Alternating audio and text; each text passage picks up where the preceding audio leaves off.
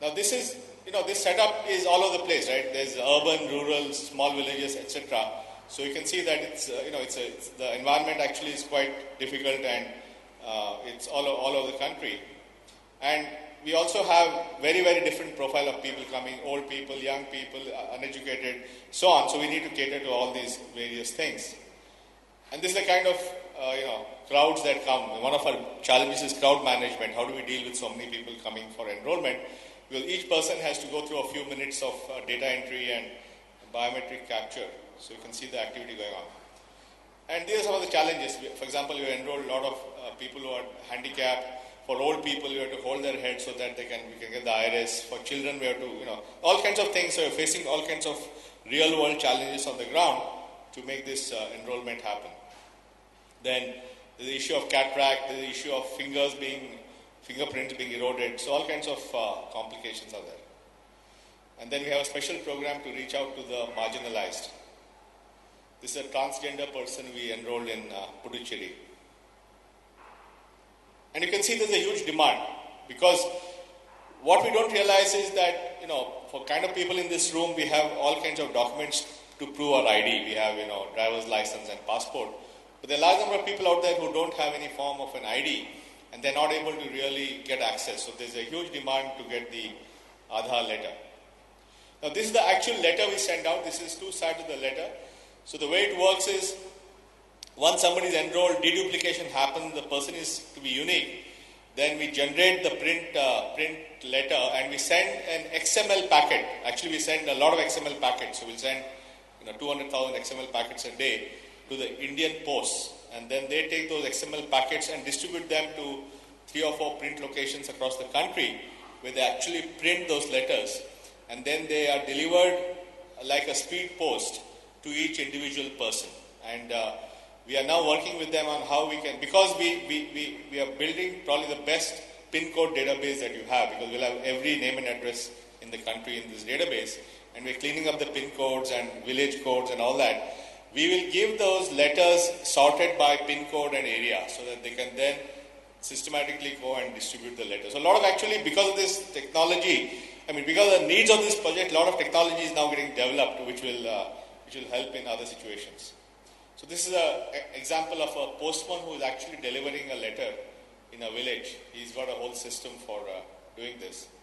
And we have a track and trace on our website, which is not fully up there, but idea will be that when it will take us 2-3 more months to stabilize, but idea is that any enrollment, I can track it from the point I enroll up to the point that the letter gets delivered, and you can do that online on our website. This is when we began in Maharashtra, end of September. Now, as I said, enrollment is just one part of the challenge. We want to enroll 600 million people in the next 3 years, by 2014. But what is important is this enrollment not only gives an identity number to those who don't have an identity, it also gives an online identity. So you have an identity where I can authenticate this ID online. And this online ID authentication can be done in a number of ways. You can do it through the biometrics. You can use the fingerprint and verify that the person is the person who claims to be. You can also do it through a PIN. You can do a PIN-based authentication. You can do a dynamic PIN or a one-time PIN. And you can do it through mobile number. So because we have a verified mobile number in our database, so we can verify that the person is the person with that mobile.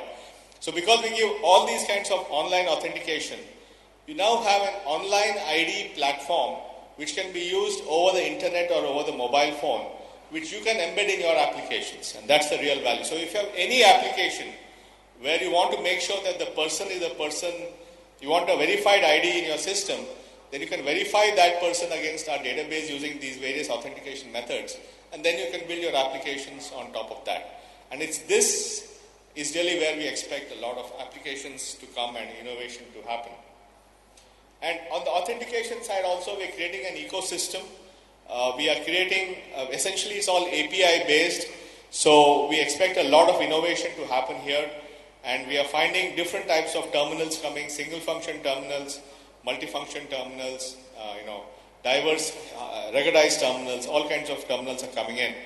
And all of them will use the same authentication APIs, which means you can think of having authentication appliances which connect to this grid. So think of it as a cloud which provides authentication services, and you can have devices on this cloud which allow you to do authentication. And broadly we see two types of devices emerging.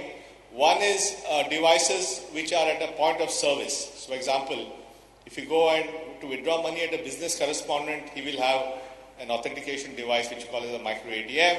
Or if you go to a village public distribution system to get your quota of rice or wheat, he'll have an authentication device. Or if you want to buy a new SIM card at a retailer, he will authenticate you and he will give you a SIM card. He will have an authentication device. So these kind of devices we call as assisted or agent devices. And agent devices are essentially there at any point where you need to verify an ID before doing something. And we also have self-service authentication. So using the mobile number and a PIN as the two factors of authentication, we will now have strong self-authentication on your mobile, which means that using our authentication, you can now build very strong mobile-based applications like mobile payments and other things, all using the ID that we provide. So we think that there will be a class of applications that are assisted applications and agent terminals, and there will be a class of applications which are self-service. And again, it's up to you guys to think of, as Ashish was saying, I don't know what applications, you will think of the applications that will be built on top of this. So I think the key thing is that we are building a very, very flexible national infrastructure. We're giving an ID number to everyone. It's an interoperable platform for multiple applications. It's an identity that is verifiable throughout the country through a mobile phone. It can be used linked to a bank account.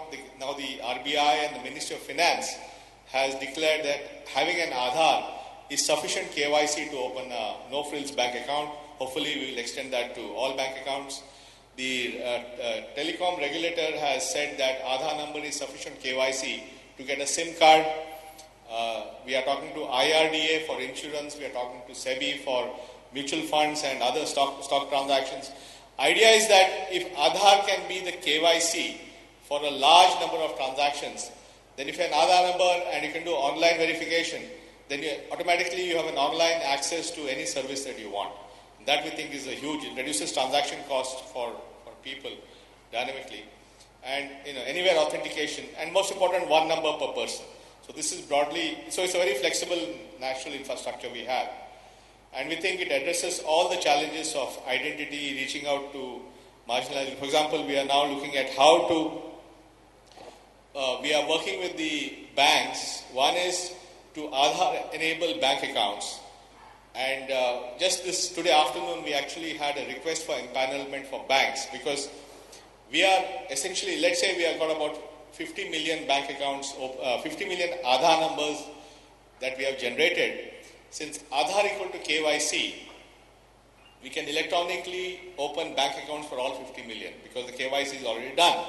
So this afternoon, we actually had a bid in Delhi where we invited all the banks to bid on the first 50 million numbers that we're going to generate to open bank accounts for them.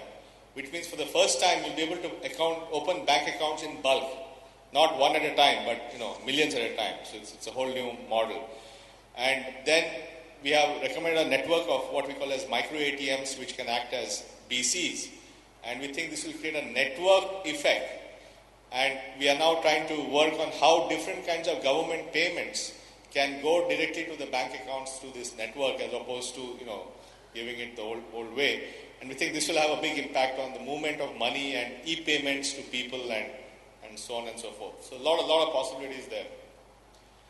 So, as I said, Aadhaar is a POI, proof of identity, proof of address for mobile connection, for no-frill bank accounts.